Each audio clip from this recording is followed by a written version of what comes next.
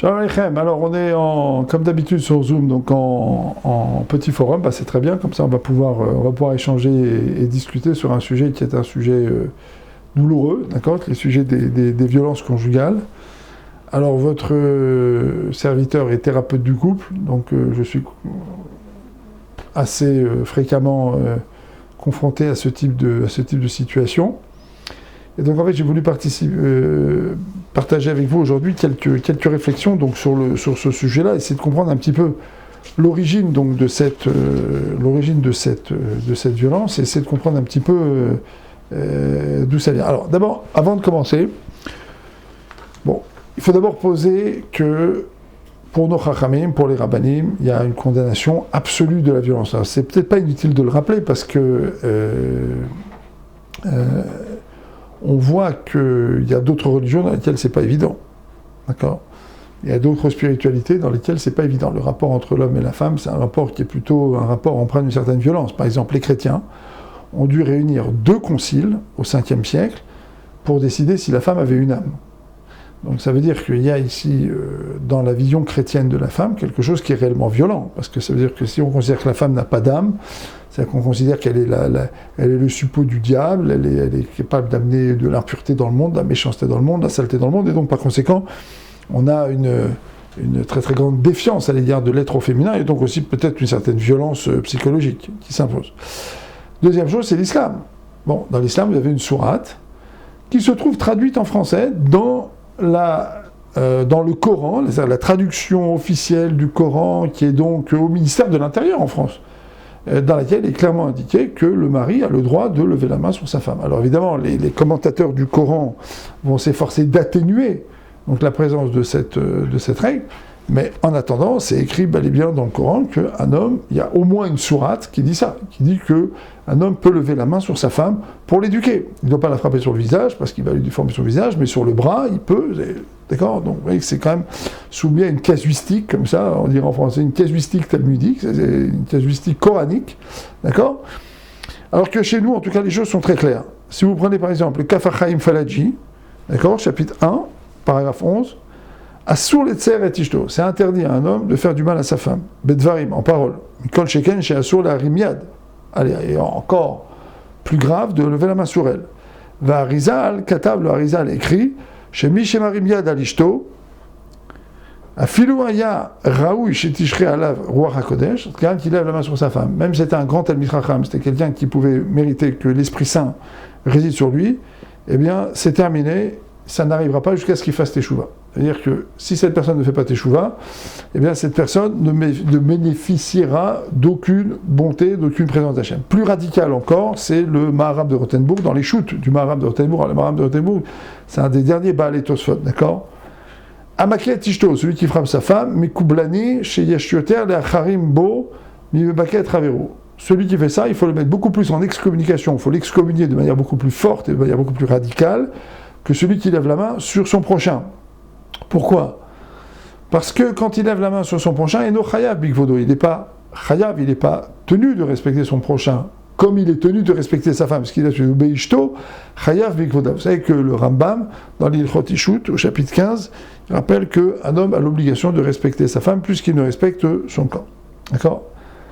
Ve Khalila, il continue, les Shum Ben Brit, Khalila, que cela soit éloigné de nous, les Shum Ben Brit, à toute personne qui est membre de l'Alliance, un Ben Israël, mais à Sodzot de faire ceci, Ve'aose Zen, Kaina Harimo, Velena Doto, la personne qui fait ça, eh ben, elle peut être visée par une excommunication, les Nadoto, le mettre complètement en quarantaine, les Alkoto, le frapper lui-même, le Honcho, le punir, le Kol Mineridouille, de le poursuivre de toutes les manières, Ve'af la Kutsiado, Imragil Bcha, et même lui couper la main, si jamais il était faire ça. Il s'était habitué à faire ça. Alors vous avez d'autres amirot également, un Soter Loho Shel Chavero, Soter Loho Shel Ashrina, une personne qui donne une gifle à son prochain, c'est comme s'il donne une gifle à la Shrina, parce que l'homme c'est le Tseleb Elohim, il a la présence divine sur lui. Alors il y a un autre sujet dont on ne parle pas beaucoup, il faut en parler aussi aujourd'hui, c'est les hommes qui sont frappés, parce qu'il y a aussi des hommes qui sont frappés. D'accord ? Et c'est un sujet qui est beaucoup plus honteux. Il y a des hommes qui sont faibles psychologiquement, peut-être même faibles physiquement, et qui sont maltraités psychologiquement par leurs femmes, dans des relations qui sont des relations dites perverses narcissiques, ça existe aussi, et qui peuvent même parfois en arriver à être molestés par leur femme, griffés, victimes de violences, et qui en fait ne savent pas comment se défendre. En fait, ces gens-là ont souvent honte. Alors, les féministes disent aujourd'hui que c'est un sujet qui a été mis en avant par des pères qui en fait ont abusé de leurs enfants ou autres, etc., et qui en fait essaient de retourner la situation. Enfin, c'est un phénomène qui existe aussi. Il est résiduel, mais il existe quand même aujourd'hui suffisamment pour qu'on puisse le soulever et qu'on puisse également s'intéresser au phénomène de la violence un petit peu dans tous les sens. Enfin, ce soir, on va parler principalement donc de la violence qui est faite aux femmes. Alors, comme toujours dans ce genre de phénomène, il faut essayer de s'intéresser d'abord à l'origine du phénomène. Qu'est-ce qui fait on va dire un homme, on va parler comme ça parce que c'est le phénomène le plus courant, d'accord ? On est conscient, je le dirai à plusieurs reprises et je le précise, effectivement, il peut y avoir des hommes qui sont frappés, qui sont molestés par leurs femmes, c'est vrai, mais on va parler de ce qui se passe la plupart du temps. 95% des plaintes sont des plaintes déposées par des femmes et qui visent leur mari. Alors, vous allez me dire, peut-être qu'il y a des hommes qui ont complètement honte de ça, donc le phénomène est masqué, mais d'après tous les professionnels du couple, c'est un phénomène qui reste quand même un phénomène assez résiduel et qui n'est pas un phénomène de société marquant. Par contre, le phénomène des hommes qui frappent leurs femmes, ça c'est un phénomène de société qui est un phénomène marquant. Donc, qu'est-ce qui fait qu'un homme lève la main sur sa femme ? Quelle est l'origine, on va dire, psychique, mentale du phénomène ? Alors l'origine, mes chers amis, elle tient dans 3 points, ils sont tout à fait fondamentaux. Premier point, la plupart des hommes qui frappent sont en fait des gens qui ont eux-mêmes été victimes de violences quand ils étaient enfants. Ils ont été sadisés au sens français, sadiques, c'est-à-dire qu'ils ont fait l'objet de violences de la part de leurs parents et notamment de la part de leur père. Ce sont des gens qui en général ont été dénigrés, ils ont été humiliés. Ce sont des gens qui ont finalement au départ assez peu confiance en eux. Ce sont des gens qu'on a systématiquement avilis. On a créé en eux en fait une perte de confiance. Parce qu'en fait, quand un enfant subit de la violence au stade de l'enfant, au stade où il a environ, on va le voir après, entre 6 et 20 ans, on va dire. Le stade de l'enfance et le stade de l'adolescence. Lorsqu'un enfant subit de la violence à ce moment-là, en fait, il perd complètement confiance en lui-même, il perd complètement ses repères. Et donc, en quelque sorte, la carte de la réactivité à chaque situation est une carte brouillée. Donc, les choses ne sont pas toujours très claires. Un enfant qui est victime de violence, c'est un enfant qui est devenu adulte, n'a pas de repères clairs sur la gestion des situations de tension. Lorsqu'il y a une tension, lorsqu'il y a un problème, il n'a pas de repères qui sont clairs. Il ne sait pas trop comment réagir.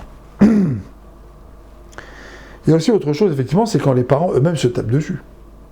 C'est-à-dire que si lui-même a assisté à des scènes de violence entre ses parents, où les parents se sont frappés, se sont insultés, etc., lui-même, en quelque sorte, lorsqu'il est dans des situations de tension, ne sait pas faire autre chose. Et il faudra qu'il prenne, à un moment donné de sa vie, la décision de se comporter de manière complètement contraire à ce qu'il a vu, pour être précisément capable, donc, de se sortir de ce schéma. Il y a un deuxième profil, d'accord, un troisième profil, on va dire. Donc il y a le profil de la personne qui a subi la violence de ses parents et la personne qui a vu ses parents être violents entre eux, donc un milieu dans lequel on s'insulte, on s'injurie, on se jette des assiettes à la figure, on se cogne, on s'en va pendant des longues périodes, on n'affronte pas ses responsabilités, on ne cherche pas à affronter ses responsabilités, on ne cherche pas à faire face à la réalité. On est tout de suite dans le conflit, dans la violence, lorsque ça ne marche pas. Il y a un deuxième profil, qui est un profil qui va paraître peut-être surprenant, mais qui est un profil qui existe et de manière massive chez les gens qui frappent, c'est que tout simplement, les gens n'ont pas été éduqués avec des limites. Et c'est particulièrement vrai chez des gens qui ont grandi dans des familles monoparentales. C'est-à-dire qu'ils ont été éduqués par la maman. Et en fait, la maman, à un moment donné, n'a pas été capable de poser des limites. Ou alors parfois, c'est carrément des parents qui, en fait, ont laissé l'enfant faire ce qu'il veut. Ils ne lui ont pas donné de limites, ils ne lui ont pas donné de rationalité, ils ne l'ont pas appris à se gérer, ils ne lui ont pas appris à se fixer des objectifs, à abattre des barrières de la paresse, des barrières de l'ennui, ils n'ont pas appris à avoir de l'ambition, ils l'ont laissé pousser un peu comme une herbe folle. Quand ils n'ont pas carrément parfois rigolé de ses grands exploits, quand il était petit, qu'il faisait un peu n'importe quoi, quand ils ne l'ont pas finalement laissé se répandre un petit peu comme ils voulaient, c'est même carrément encouragé. D'accord ? Et là, en fait, qu'est-ce que ça crée ? Ça va créer chez l'adolescent, en fait, une infirmité, qui est finalement d'accepter la présence de l'autre. Alors, il va accepter la présence de l'autre lorsque cette présence lui apporte quelque chose, lorsqu'elle lui apporte du bien-être, lorsqu'elle ne le contredit pas dans ses projets. Mais à partir du moment où l'individu va rentrer dans une contradiction, il va rentrer dans une confrontation, il va avoir du mal à supporter cette confrontation et cette confrontation. Pourquoi ? Parce que quand il était adolescent ou jeune, on ne lui a pas appris tout simplement à supporter les phases d'opposition, on ne lui a pas appris à les gérer, on ne lui a pas appris à les supporter. Or, la personne qui va avoir en face de lui ce monsieur-là, quand il est marié, c'est une femme, et cette femme, elle a envie de faire valoir ses droits, elle a envie d'exister comme lui. Et donc ça, c'est le troisième profil, d'accord ? Donc il y a le profil de la personne qui a été sadisée, violentée, humiliée, dénigrée, rabaissée, qui n'a pas confiance en elle et qui a donc été violente et qui a intégré le schéma de la violence dans son corps et dans son ressenti physiologique. Il y a la personne donc à laquelle on n'a pas donné de limite, jamais, elle n'a pas de limite, elle n'a pas de, c'est pas se gérer. Et puis il y a la personne donc, qui a vécu dans un milieu violent. Alors les parents peuvent être alcooliques, il peut y avoir par exemple, souvent le cas, un père ou une mère qui sont eux-mêmes des gens qui ont des troubles de comportement, qui sont bipolaires, qui sont des gens qui sont exposés à une certaine schizophrénie aussi, qui ont un départ de REM psychiatrique, c'est-à-dire des gens qui ont un véritable problème avec le réel, à affronter le réel, et qui fuient le réel. Donc ça peut être des gens qui sont drogués, des gens qui sont violents, et qui donc, en quelque sorte, vont complètement interdire, en quelque sorte, l'accès à l'adolescent. Ils vont interdire à cet enfant-là qu'ils ont entre les mains l'accès au réel. Donc ceux-là, en fait, sont des gens qui sont eux-mêmes complètement détruits et abîmés, et qui vont eux-mêmes détruire et abîmer donc cet enfant qui va plus tard devenir un adolescent, un adulte. Alors, qu'est-ce qu'on est en train de faire ici ?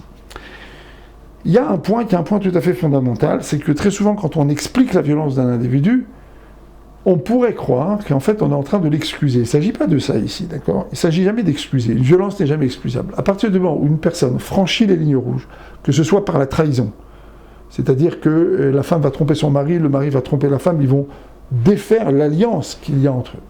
À partir du moment où le mari va être violent, il va franchir une ligne rouge qui est la ligne rouge du respect. Il ne va plus respecter. Il va complètement annihiler, détruire, assassiner symboliquement la personne avec laquelle il est marié. Qu'est-ce qui se passe à partir de ce moment-là ? La personne ici a franchi des lignes rouges. Ça n'est pas excusable. Expliquer, comme on est en train de le faire maintenant, c'est utile au stade de la thérapie. Pourquoi ? Parce qu'au stade de la thérapie, en fait, ça va nous permettre de mieux comprendre la personne qu'on a en face de nous, et ça va lui permettre... Je m'excuse. Pardon. Ça va permettre à cette personne-là de mieux se comprendre. Alors on verra après un petit peu ce qu'on peut faire avec une personne qui a une certaine violence en elle. On verra ce qu'on peut en faire. Mais il y a un premier point qu'il faut poser ici, et je crois qu'il faut que ce soit un point qui soit connu et qui soit apprécié à sa juste valeur. Il faut savoir qu'à partir du moment où on a affaire à quelqu'un qui est violent et qui est récidiviste, je pense que le premier conseil qu'on puisse donner donc à la personne qui est victime de cette violence, à la femme, c'est d'aller consulter assez rapidement. Parce que la première particularité d'un processus de violence, c'est d'avilir complètement. La personne qui est victime de violence, c'est une personne qui ne peut plus s'accepter, qui ne peut plus s'aimer. C'est une personne qui intègre en quelque sorte la dévalorisation dont elle est la cible. Parce qu'en fait, très souvent, la violence ne peut s'exercer que lorsqu'il y a une emprise. D'abord, toute relation amoureuse, entre un homme et une femme, c'est une relation d'emprise. Un homme qui est amoureux de sa femme, ou une femme qui est amoureuse de son mari, ce sont, merci beaucoup. Baruch ata Adonai Eloheinu melech haolam she'akol yavido. Un homme et une femme, quand ils sont amoureux l'un de l'autre, ils sont sous une emprise. Deux personnes qui sont amoureux l'un de l'autre, qui s'aiment, qui partagent des choses, qui ont eu des enfants ensemble, qui construisent leur famille ensemble, qui ont un attachement sentimental entre eux, c'est des gens qui ont une emprise l'un sur l'autre. Cette notion de l'amour, c'est inséparable de cette notion d'emprise, d'accord ? Mais d'un autre côté, cette emprise, elle peut devenir une emprise maladive lorsque, finalement, elle devient un outil de domination abusive, un outil d'appropriation, un outil de manipulation. Donc là, ici, on tombe dans un problème. Et en fait, la violence, elle commence bien avant. Donc, quand vous avez autour de vous des gens qui vous disent, voilà, moi je suis victime d'insultes, d'injures de la part de mon mari, je suis victime il me bouscule, ça lui arrive même parfois de me bousculer. La première chose à faire, c'est de demander aux gens d'aller consulter un thérapeute du couple, comme votre serviteur, ou qui que ce soit d'autre, mais d'aller consulter. Pourquoi ? Parce que très souvent, en fait, dans la violence, il y a quelque chose qui a permis l'installation de la violence. En fait, les couples dans lesquels il y a une violence, dans lesquels il y a violence à l'égard de la femme, sont des couples dans lesquels il y a une violence qui s'est installée auparavant. Alors comme je l'ai dit, ça peut être une violence qui est due à l'emprise. Ça veut dire le mari exerce une emprise sur la femme, et donc petit à petit, elle a laissé s'installer cette violence. D'ailleurs, c'est le schéma le plus courant dans les violences conjugales, c'est le schéma le plus courant, parce qu'en fait, on s'étonne toujours, c'est toujours une question que les gens posent, mais je pense que c'est souvent dû au fait qu'ils ne sont pas tellement familiarisés avec les processus de thérapie du couple.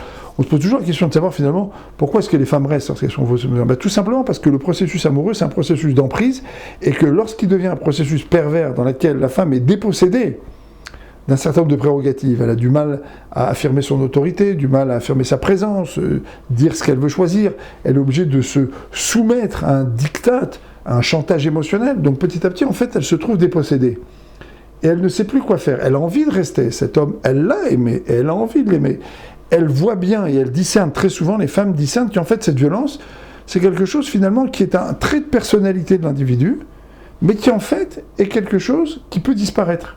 C'est quelque chose qui peut ne pas rester. Ça peut complètement disparaître.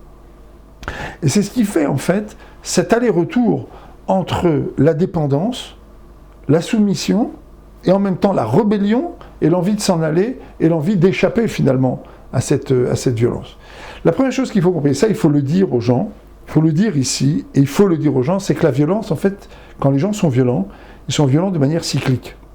Et la plupart du temps, lorsque vous parlez à quelqu'un qui est violent, et que vous lui dites, enfin, est-ce que tu te rends compte de ce que tu as fait? Ça, c'est ce que vont dire les proches. Tu es violent, tu lui rends la vie impossible. Vous savez ce qu'il va vous répondre? Il va vous répondre, oui, je sais. Je sais. Et la femme va dire, mais vous savez, il se calme. Il arrive à se calmer. Mais alors, il y a des moments où finalement, il se déchaîne. En fait, c'est tout simplement parce que la personne est soumise à des processus qui sont des processus de compulsion. Alors, c'est quoi la compulsion? C'est un mot un peu savant. En hébreu, ça s'appelle la kfia. C'est-à-dire, on va dire... alors la compulsion, c'est quelque chose qui contraint l'individu. On va expliquer de quoi il s'agit.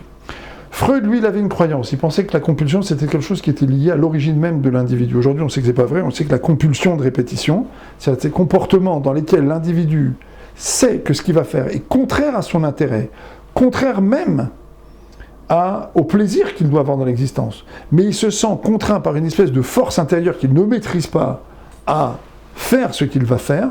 Ces processus de compulsion, quand ils sont répétitifs, d'accord? Donc c'est cette croyance dans le fait qu'il faut que je me comporte comme ça, violemment, parce que sinon je ne vais pas avoir ce que je veux. Mais en fait, je sais pertinemment quand je le fais que je suis en train de faire quelque chose qui est complètement contraire à mes intérêts. Je peux avoir la police sur le dos, je peux rentrer en prison, d'accord? Ici en Israël, si la femme porte plainte pour violence conjugale, le mari est convoqué, il passe 2 nuits au poste, et en général, s'il y a quelque chose qui est avéré, il y a une place, il y a un procès, la personne elle va en prison, elle rentre dans un processus de travail qui peut durer 2-3 ans, mais elle ne va pas s'en défaire comme ça. Donc l'individu il fait quelque chose qui est contre son intérêt. Il le fait. Pourquoi? Parce qu'en fait, la personne violente, c'est une personne qui est sous l'emprise d'abord d'une dépossession de soi. Et ça, c'est une chose qu'il faut dire à tous les gens qui sont victimes de violences. On va parler ici de la perversion narcissique après, ou tout simplement des violences psychologiques. Perversion narcissique, c'est un mot que j'aime pas trop parce qu'aujourd'hui, c'est la tarte à la crème d'Internet. Et il y a plein de gens qui disent, voilà, j'étais folle, j'ai vu sur Internet, ça correspond aux critères et tout, etc.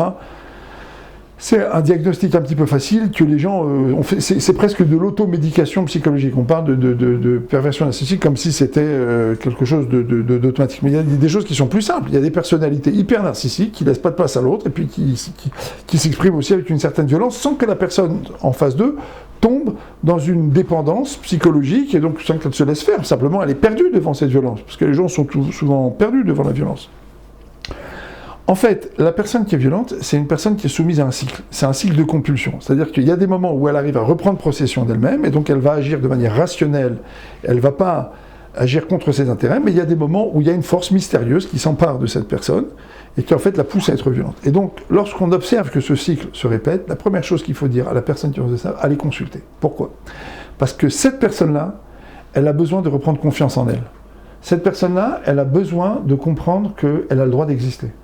Que c'est une personne formidable, qu'elle a plein d'atouts dans la vie, qu'elle a peut-être même la force si c'est possible, dans certains cas, de mettre fin à cette violence chez son mari. Qu'en fait, cette personne-là a tout à fait la possibilité de changer le cours de son existence. Il faut qu'elle-même apprenne à comprendre qui elle est. Pourquoi est-ce qu'elle se retrouve dans cette situation? Qu'est-ce qui l'a séduit chez cet homme? Qu'est-ce qui l'a séduit dans cette situation? Pourquoi elle en est arrivée là? Pourquoi elle a laissé cette situation s'installer? Donc il y a toute une série de questions auxquelles cette personne doit répondre pour mieux se connaître, pour mieux s'apprécier et pour mieux se défendre. Parce que dans une situation de violence, cette personne doit se défendre. Alors, qu'est-ce qu'il faut conseiller aussi? Parfois, il faut conseiller à cette personne de porter plainte. Lorsqu'elle a affaire à une violence répétitive avec quelqu'un qui cogne, il faut porter plainte, il faut mettre la police. L'expérience a montré que quand il y a la police, comme on dit en Israël, Baofek, dans l'horizon, lorsqu'il y a un psychiatre qui peut donner des médicaments, et lorsqu'il y a un psychologue ou un thérapeute du couple, on est dans une atmosphère où on peut accompagner la personne. Et là, on peut changer beaucoup de choses, on peut obtenir des choses formidables. On a vu dans des couples où il y a eu de la violence, il y a eu des choses absolument formidables, des gens qui réellement se sont complètement rédimés, ont complètement changé, ont compris dans quel piège ils étaient rentrés, ont compris finalement la généalogie de leur violence et ont compris que ils devaient petit à petit se défaire de cette violence. Donc ça, c'est la première chose, d'accord? Premièrement, d'abord, la violence est quelque chose de cyclique et il faut que la victime de la violence le comprenne, et donc pour ça, il faut qu'elle consulte. Deuxième chose, effectivement, il faut porter plainte. Il faut porter plainte. Il faut aller à la police. D'ailleurs, les thérapeutes ont une obligation de signaler à la Revacha, ici en Israël, aux services sociaux, et en France aussi également, et parfois même à la police, des actes de violence. Vous avez par exemple des thérapeutes qui, lorsqu'on les appelle pour les affaires de violence, disent écoutez, j'ai ce qu'on appelle en Israël une chovat d'ivoire, c'est une obligation de rendre compte à la police ou aux services sociaux. Comment est-ce que je formule ma requête? Allez-y, dites-moi. Enfin, les gens ils raccrochent, ils disent non, c'est bon, tout va bien, tout va s'arranger. Ils s'en vont, ceux-là. D'accord? Donc il faut mettre les gens en face de leurs responsabilités. Alors maintenant, pourquoi? Quelle est l'utilité de cela? Ça, c'est la deuxième chose. Comme je l'ai dit tout à l'heure, les principales origines de cette violence, du point de vue factuel, c'est tout simplement soit la violence dont la personne a été victime quand elle était plus jeune, soit le fait qu'on l'a laissé complètement faire ce qu'elle voulait, soit qu'elle a assisté à la violence de ses parents. En fait, dans cette violence, il y a une perte de contact avec le réel. Et ça, c'est la première chose également qu'il faut faire, c'est qu'il faut aider à faire. C'est reprendre contact avec le réel. Parce qu'en fait, la personne qui est violente s'imagine qu'en vérité, elle peut être violente. C'est pas si grave que ça. De toute façon, ma femme reviendra. La femme, elle va se dire, de toute façon, le petit, il va se calmer. Ah, mais de toute façon, si maintenant je vais à la police, mais il va être 10 fois plus violent. J'ai très peur de lui. Donc en fait, les gens perdent le contact avec la réalité, perdent le contact avec le réel. Et donc en fait, ce qu'il faut faire dans un premier temps, c'est aider les gens à reprendre contact avec le réel. Et pour les aider, il faut tout simplement recréer ce qu'on appelle la yira. Vous savez que dans la Torah, on a deux grands outils de relation avec Hachem, et d'une certaine manière, deux grands outils de relation les uns avec les autres. Il y a un outil qui s'appelle la Ahava, l'amour, et un autre qui s'appelle la yira, qui s'appelle la crainte. Qu'est-ce que c'est la Ahava? La Ahava, c'est Echad. Ahava, amour, Gematria, ça veut dire Echad, on fait un. Mais en fait, il y a un risque dans l'amour. Mais calquer la Shura, c'est quelque chose qui détruit complètement le sens des limites. La yira, la crainte, c'est tout simplement la conscience des structures. Il y a Hachem, il y a l'homme, il y a les parents, il y a les enfants, il y a l'autre, il y a moi, il y a des territoires, il y a des structures. Il faut que j'apprenne à respecter les territoires et les structures. Donc en fait, quand il y a violence, et c'est ça qui est très paradoxal, parce que très souvent quand les gens sont dans la violence, ils sont dans un processus qui a été avant un processus amoureux, mais c'est un processus amoureux qui a laissé s'installer la dégénérescence des barrières du respect. Pour qu'un homme et une femme puissent fonctionner ensemble, il faut qu'ils alternent les périodes de rapprochement et les périodes d'éloignement. C'est pour ça qu'on a les lois de Nida. Les lois de Nida font que l'homme et la femme s'éloignent l'un de l'autre, la femme elle retrouve son territoire, même le mari aussi, et puis après ils se retrouvent. Bon, ça, c'est du point de vue de l'intimité, du point de vue psychique mental. Mais il faut qu'il y ait aussi entre eux des relations qui soient des relations de respect. Par exemple, ça je dis qu'un homme il doit respecter sa femme comme une étrangère. En général, les hommes ne rotent pas devant les étrangères. Ils ne vont pas crier, hurler, insulter devant les étrangères. Alors les gens qui sont très nerveux, ils disent non, mais calmez-vous, les voisins vont entendre et tout, etc. D'accord? La femme, elle doit respecter son mari comme un prince. Ça veut dire qu'en vérité, quand on parle de respect, on parle tout simplement de noter une dignité à l'autre. L'homme doit considérer que sa femme, elle est reine chez lui. La femme, elle doit considérer que le mari est un roi. Alors à quoi ça sert de considérer que l'autre est une reine ou un roi? Ça sert tout simplement à lui donner la possibilité de le devenir. C'est-à-dire que si je regarde quelqu'un de manière très positive, avec beaucoup de respect, je lui donne la possibilité de le devenir. Par contre, si je l'avilie, je l'insulte, et je le rabaisse, et je le dénigre, je lui donne la possibilité de se comporter de manière extrêmement vile. Combien de fois dans les thérapies de couple, on entend des gens qui disent « Moi, vous savez, je n'insultais pas. Mais à force d'avoir été insulté, j'ai commencé à insulter. Et en fait, mes insultes viennent en réaction. » Et c'est très vrai. Et c'est très vrai. Lorsqu'on avilit quelqu'un, on lui donne la possibilité de se conduire de manière vile. Lorsqu'on relève quelqu'un, on lui donne la possibilité de se conduire de manière honorable. Et en fait, c'est ce qui va se passer dans le processus amoureux qui dégénère. C'est qu'en fait, il y a un processus de fusion, parce qu'il y a l'amour au départ, dans lequel l'élément du respect ne trouve plus sa place, donc il est absent. Donc qu'est-ce qui reste? Il reste l'amour, mais l'amour avec ses risques, qui est mécalquel à choix, qui détruit cette notion de limite. Et donc en fait, va s'installer entre l'homme et la femme le « je fais ce que je veux, je dis ce que je veux, je peux m'exprimer en roue libre ». Et donc les gros mots vont venir derrière, les insultes vont venir derrière, et lorsque je ne suis pas content, je peux me déverser complètement sur l'autre, puis après je vais le faire devant les enfants, puis ensuite après je vais le faire physiquement, et puis je peux en arriver au coup, et à la violence. Donc il y a d'abord dans cette idée de la violence, en fait assez paradoxalement, un amour qui dégénère. Et ça c'est important de le comprendre parce que c'est ce qui fait que la relation entre l'homme et la femme, qui est une relation au départ amoureuse, eh bien c'est une relation qui a du mal à se défaire sous l'emprise de cette violence. Combien de gens vivent pendant 1 an, 2 ans, 3 ans, 4 ans, 5 ans, 10 ans dans des relations qui sont violentes de manière cyclique? Pour l'observateur extérieur, c'est pas rationnel.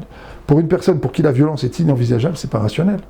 Mais si on comprend ce qu'on est en train de dire ici, à savoir qu'au départ il y a une relation amoureuse, une relation de fusion, mais dans laquelle on ne rentre pas le respect, on peut comprendre qu'en vérité l'amour ici prend en permanence le dessus en disant on va rester ensemble, en espérant que ça s'arrange, et on va utiliser les périodes d'accalmie pour dire vous voyez, ça s'arrange. Et en fait on va traiter les périodes de crise comme étant des périodes bizarres, comme si l'individu en fait n'était pas lui-même.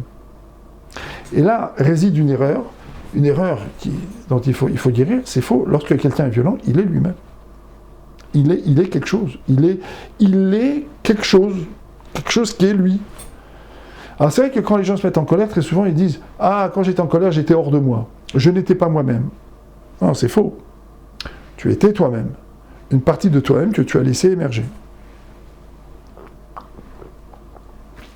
C'est un Yetzerara. C'est une Touma. C'est un Sitra Acha. Nos sages disent qu'en vérité, une personne qui est sous l'emprise de la colère, elle a l'air autre, parce qu'en fait, sa Neshama Akdosha, son âme sainte, s'évapore en quelque sorte de cette personne.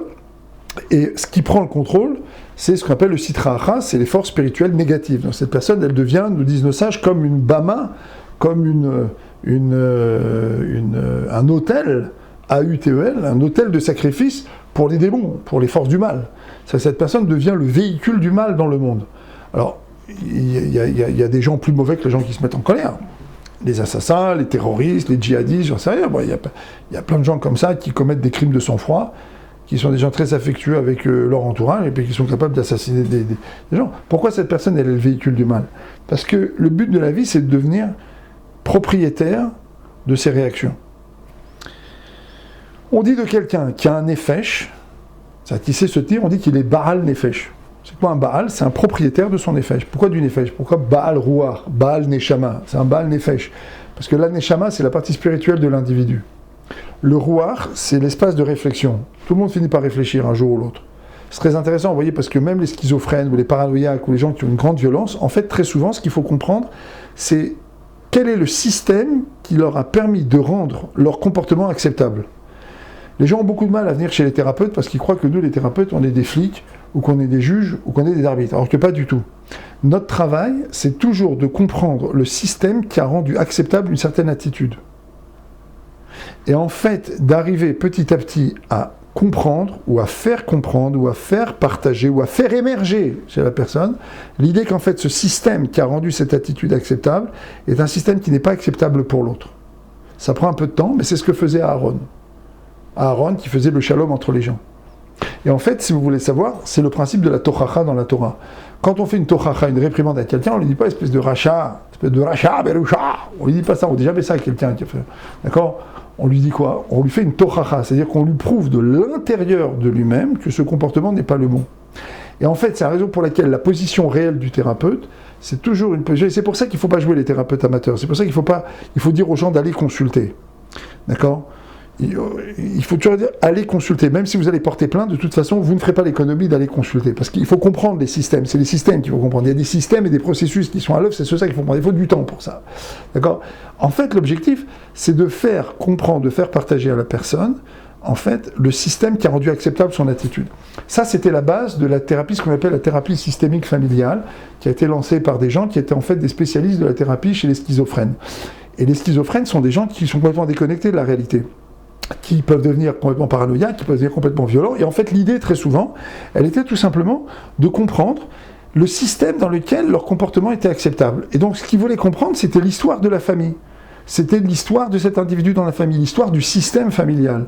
Et donc, en vérité, de manière plus atténuée, chez les personnes qui sont violentes, très souvent, le véritable enjeu, c'est tout simplement de comprendre leur système. Et en fait, dans la thérapie de couple, ça va être de leur montrer que ce système, il ne peut pas marcher avec leur épouse, il ne peut pas marcher avec leurs enfants. Et je puis vous dire que si une personne accepte de rentrer dans la thérapie et accepte son problème, je mets des guillemets ici, eh bien on peut arriver à des résultats magnifiques. Maintenant, j'ai dit un si qui est un si conditionnel. Pourquoi ? La plupart du temps, les gens qui sont violents sont absolument persuadés que c'est la faute de l'autre. Et ils mettent un temps fou à se calmer. C'est la raison pour laquelle il faut conseiller aux gens qui sont victimes de violence d'aller porter plainte. Parce que s'il n'y a pas la police, c'est-à-dire l'hyper-ira, la crainte, il n'y a pas la structure de ira, la personne ne peut pas réfléchir. Ce qui aide les gens violents à réfléchir, c'est la présence de la police. C'est la présence de l'ordre. Parce qu'il faut que la personne remette les pieds dans la réalité. Très souvent, les gens qui sont violents, que ce soit physiquement, ou alors des gens qui sont hyper narcissiques ou pervers narcissiques, sont des gens qui sont dans un déni absolu et total de leurs problèmes. Ils n'ont pas du tout envie de reconnaître leurs problèmes. C'est la dernière des choses qu'ils veulent faire, surtout de ne pas reconnaître leurs problèmes. D'accord ? Ils ont un besoin assez inconscient, tant ils sont enfoncés dans leurs problèmes, de ne pas reconnaître leurs problèmes. Mais en fait, si, à un moment donné, pour une raison ou pour une autre, on ne peut pas donner les détails ici, mais ça existe, il y a des occurrences dans la vie où les gens se mettent à réfléchir. Si pour une raison ou pour une autre, cette personne est en mesure de réfléchir, il y a donc un etratson ici, une période favorable, et donc cette personne va pouvoir rentrer dans le jeu de la thérapie en quelque sorte, où elle va accepter de comprendre finalement le système qui l'a amené à ça, sans être toujours dans l'excuse et dans le déni. C'est-à-dire en disant, c'est pas de ma faute, c'est la faute à mes parents, c'est la faute à la société. Non, en fait, on va lui expliquer qu'elle a vécu dans un certain système, qu'elle a une certaine lecture de ce système, et que cette lecture lui a permis de se comporter comme elle se comporte aujourd'hui. Et c'est cette lecture qu'il faut abolir. Ça prend du temps. C'est pour ça qu'on fait des thérapies. C'est pour ça qu'on fait des thérapies. D'accord ? C'est-à-dire qu'on prend des chemins qui sont un petit peu longs, mais qui sont des chemins sûrs et qui sont des chemins courts. Parce que quand une personne a compris qu'elle a vécu dans un système, qu'elle est l'élément de ce système, qu'elle a une lecture de ce système, que cette lecture lui a donné une lecture de la vie, et qu'elle l'a conduit à se comporter, à faire des choix, quand on a fait tout ce chemin-là, et effectivement, la personne est mûre après pour commencer à réellement faire ce qu'on appelle des changements de deuxième degré, c'est-à-dire non pas des changements de comportement, mais des changements de perception de sa propre personne, qui vont l'aider donc à se comporter complètement différemment. Alors on peut toujours aller, effectivement, chez un modèle de thérapie extrêmement courte et autres, etc., mais dans les cas de violence conjugale et dans les cas de la violence, elles sont complètement impuissantes à régler les problèmes, parce que c'est pas une affaire de comportement ici, c'est une affaire de perception de soi-même.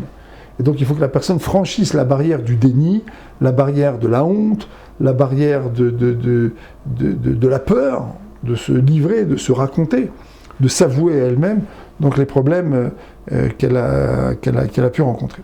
Alors, autre chose maintenant, autre type de violence. Là, on parle de la violence physique, mais une autre violence qui est aujourd'hui qui est qualifiée pénalement, enfin qui commence à être qualifiée pénalement, mais bon, qui est une violence qui existe, mais qui est beaucoup plus diffuse, et donc beaucoup plus difficile à traiter, qui est ce qu'on appelle la perversion narcissique. Alors, comme je vous l'ai dit, moi, j'aime pas trop utiliser ce terme, parce que je trouve que c'est un terme qui est une tarte à la crème aujourd'hui, et qu'on balance un petit peu n'importe comment. Comme en plus, aujourd'hui, sur Internet, tout le monde peut poser son propre diagnostic, donc du coup, le nombre de pervers narcissiques s'est multiplié par 10 000. Moi, je voulais parler d'autre chose, plus profond que ça, et plus pertinent que ça, qui est l'emprise et la manipulation. L'emprise et la manipulation, ce sont des formes de violence. Nous, on fait Shabbat, d'accord ? Pendant un jour, on se défait complètement de l'emprise et de la manipulation des médias, des politiques. On rentre dans autre chose. Le juif qui fait Shabbat, il a la possibilité de se défaire d'une emprise culturelle. D'accord ? Et donc, d'une certaine manière, d'une certaine violence qui lui est imposée, parce on lui impose, d'une certaine manière, des choses dont il ne veut peut-être pas. Alors pourquoi je vous donne ce schéma-là? Parce qu'en fait, très souvent, les violences dans les familles, elles sont là parce que les gens sont sous emprise et donc manipulables. Alors il faut réfléchir sur le mécanisme de l'emprise. C'est quoi l'emprise? Comment ça marche l'emprise? D'abord dans la Torah, on va utiliser les outils de la thorapie, d'accord? Parce que nous on a des outils théoriques, on était là longtemps avant Freud, on était là longtemps avant... On a des outils pour penser tout ça, d'accord? On a des outils. J'ai dit tout à l'heure que dans les compulsions on parle de kfia. La kfia, kofé, c'est recouvrir, d'accord? Recouvrir. La personne elle est complètement recouverte. Alors on a un personnage dans la Torah qui est un personnage très intéressant qui s'appelle Yosef. Yosef Hatzadik, c'est un monsieur qui se retrouve en Égypte. Il est la propriété de son maître et le Midrash nous dit même que son maître était bisexuel et qu'il avait acheté Yosef qui était très beau pour satisfaire ses penchants homosexuels. Bien, ça c'était Potiphar. Potiphar très vite va se rendre compte qu'en fait Yosef est inaccessible. Puis après c'est sa femme qui va s'y mettre, et sa femme va apprendre à ses dépens que Yosef est totalement inaccessible. Yosef, quand il est en Égypte, c'est un éved, c'est un esclave. Qu'est-ce que c'est un esclave dans la Torah? C'est quelqu'un qui est complètement dépossédé de toute personnalité juridique. Il n'a pas de capacité, il peut avoir une capacité de pensée et de réflexion, mais il n'a pas de capacité juridique. C'est fini. Alors Yosef, quand il est en Égypte, c'est l'archétype du bonhomme, de l'homme, du juif. Mais pour ce qui nous concerne ici aujourd'hui, de l'être humain qui est sous emprise, qui est complètement possédé, qui est dans un contexte dans lequel il est complètement, on va dire, emporté. Il est en Égypte, il a été vendu par ses frères, donc abandonné et trahi par ses frères. Son père, pourrait-il penser, pourrait parfaitement dire, pourquoi il ne vient pas me chercher mon père? Il m'a enseigné la Torah jusqu'à 17 ans, depuis il me laisse tomber. Donc finalement c'est terminé, c'est fini, je ne leur dois plus rien, tous ces gens-là, c'est terminé. Donc c'est quelqu'un qui aurait pu se livrer totalement à la civilisation égyptienne. Il voit qu'il a une force, qu'il est séduisant, que Potiphar lui confie sa maison, et ben en avant, en avant avec Potiphar, en avant avec tout le monde, et tout, etc. Et en fait, Yosef, il va refuser. C'est-à-dire que, soumis intellectuellement, humainement, il va refuser de se soumettre psychologiquement et spirituellement. Et le Éved dans la Torah, l'esclave dans la Torah, la personne qui devient esclave, par exemple l'esclave hébreu, c'est toujours quelqu'un qui est esclave de ses passions. Ça veut dire qu'en fait c'est quelqu'un, la dynamique qui fait qu'une personne devient Éved dans la Torah, c'est que c'est une personne en fait qui fait du business avec l'argent d'Ashvit. La 7e année, on ne peut pas faire de business avec les fruits qui poussent. La personne, elle aime tellement l'argent, elle est tellement incapable d'avoir de la émouna, elle est tellement esclave de son envie d'argent, de son système de pensée sur l'argent, qu'en fait elle tombe sous l'emprise de l'argent. Et qu'est-ce qu'elle fait? À la fin, elle se dépossède de tout, jusqu'à être une personne qui va même, nous dit la Gemara, jusqu'à se vendre au prêtre de Avodazara, faire de la Avodazara. Elle ne va pas faire de la Avodazara, elle se vend, elle va balayer la cour de la Avodazara. Et nous, on a une obligation de le racheter. On doit tout faire pour que cette personne ne reste pas là-bas. Qu'est-ce que c'est un esclave? Un esclave, en fait, c'est quelqu'un qui est sous l'emprise de son besoin, et donc qui n'a pas de recul par rapport à son besoin. Qu'est-ce que c'est une personne qui est sous emprise? C'est une personne qui est complètement esclave de sa vision du rapport qui a été induit par l'autre. C'est-à-dire qu'elle n'a aucune liberté par rapport à l'autre. Ça, c'est l'emprise. Dans la Torah, on voit ça. On voit l'homme qui est l'archétype de l'homme libre, du juif en galoute, en esclave, en exil, mais qui ne va pas être esclave, c'est Yosef. Et l'archétype de l'esclave, c'est le juif qui vit en Israël, et qui ne veut pas donner, qui ne veut pas faire les prélèvements, les troumot, les maasrot, etc., qui est complètement esclave de sa passion de l'argent, et qui est manipulé par ça au point de ne même pas se voir disparaître et devenir l'esclave d'un idolâtre. C'est nous qui devons le racheter, c'est l'extérieur qui va devoir le racheter. Am Israël, le juif a l'obligation de racheter ce juif qui s'est vendu à un prêtre de Avodazara. Qu'est-ce que c'est l'emprise? L'emprise, c'est une avdoute. Et la avdoute, c'est d'abord l'abandon de l'individu, l'avdou, c'est la servitude, c'est l'esclavage, mais c'est d'abord l'abandon de l'individu à un système de servitude et d'esclavage.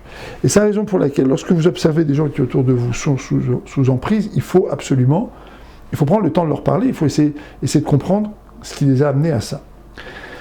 Et très souvent, dans les relations où il y a quelqu'un qui est hyper narcissique, et ça c'est très intéressant parce que cette violence, ça peut concerner les hommes comme les femmes. Alors majoritairement, en général, ce sont des hommes, c'est vrai. Mais il y a quand même une très très forte minorité de cas dans lesquels ce sont des femmes qui tombent sur des hommes complètement faibles et qui sont absolument incapables de se défendre et de comprendre ce qui est arrivé, et qui deviennent de véritables clochards, qui à la fin divorcent dans des conditions lamentables et deviennent des véritables clochards.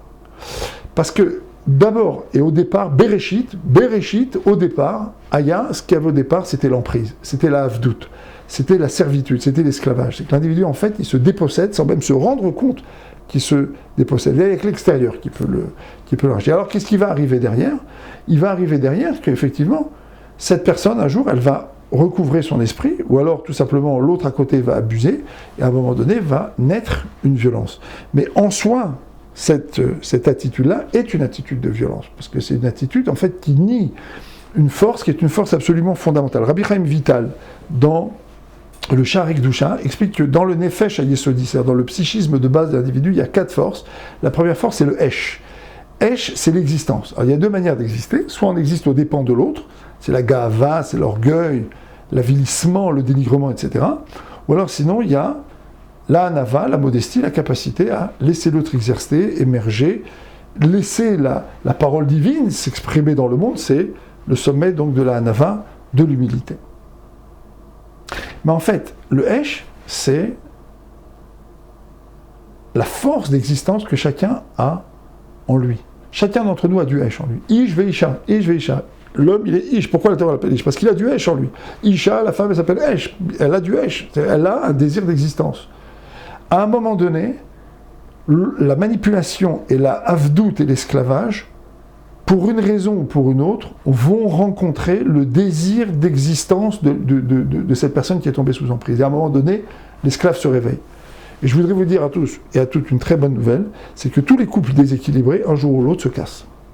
Ça n'existe pas, pratiquement pas, des couples dans lesquels on peut rester toute la vie dans une situation dans une situation complètement déséquilibrée, où il y a une manipulation complète. Il y en a, bien sûr.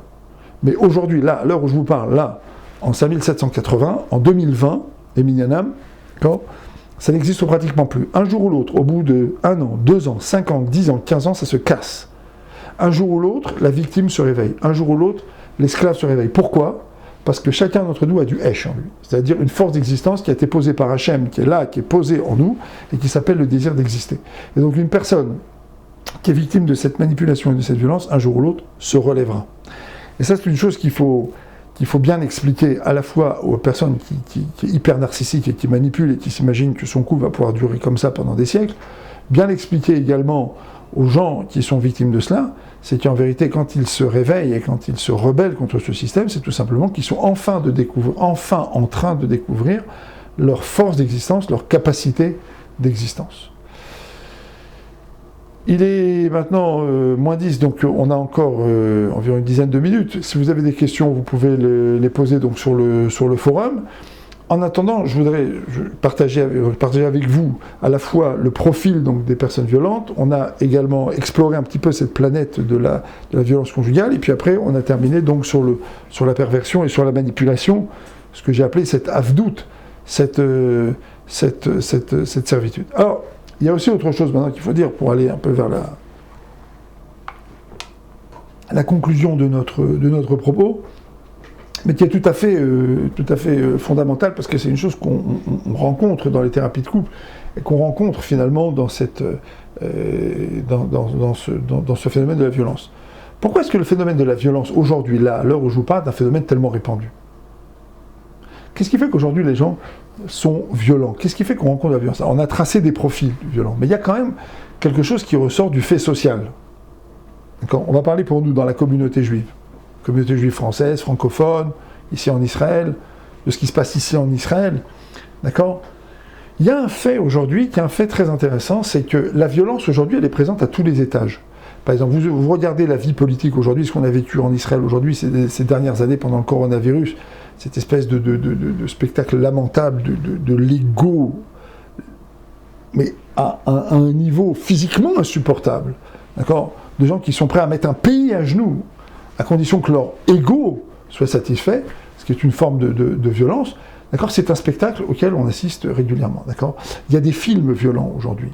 Aujourd'hui, la violence, elle est au cinéma, elle est sur Internet, elle est dans les WhatsApp, elle est dans Instagram, elle est mise en scène par des acteurs de la vie sociale eux-mêmes qui s'imposent des manipulations et qui après étalent dans les réseaux sociaux donc le résultat de leur violence. C'est-à-dire quoi en fait? Aujourd'hui, on est dans ce que j'appelais tout à l'heure, assez paradoxalement, le paradoxe de l'amour. J'avais dit tout à l'heure, d'accord, l'amour c'est quoi? C'est c'est la fusion. Maintenant, l'amour, ça détruit la notion de barrière. Donc il faut qu'il y ait le kavod, il faut qu'il y ait le respect. Aujourd'hui, on est dans l'hyper-amour. C'est-à-dire que tout est permis. On est donc tous ensemble. Sur Internet, sur les réseaux sociaux, sur ceci, sur cela. On est tous ensemble. Et le coronavirus a rétabli quelque chose de très intéressant qui est la vie familiale. On a arrêté. C'est comme si Akadosh Baruch Hu, à un moment donné, il avait dit à tout le monde, vous retournez chez vous maintenant. Même les synagogues, il n'en voulait plus. Plus de synagogues, plus de vie sociale, plus de rassemblements, plus de congrès internationaux, rien, zéro, chacun chez lui. Que chacun reprenne d'abord la conscience de son espace. Il faut des mesures de distanciation sociale, respecter l'espace de l'autre. C'est extraordinaire. Parce que ça, c'est une des conditions les plus fondamentales que la Torah pose pour la vie en société. Lorsque Bilam a voulu maudire les Juifs, il y a une chose qu'il a arrêtée, c'est quand il a vu que les tentes étaient donc les unes à côté des autres, mais que les entrées n'étaient pas l'une en face de l'autre.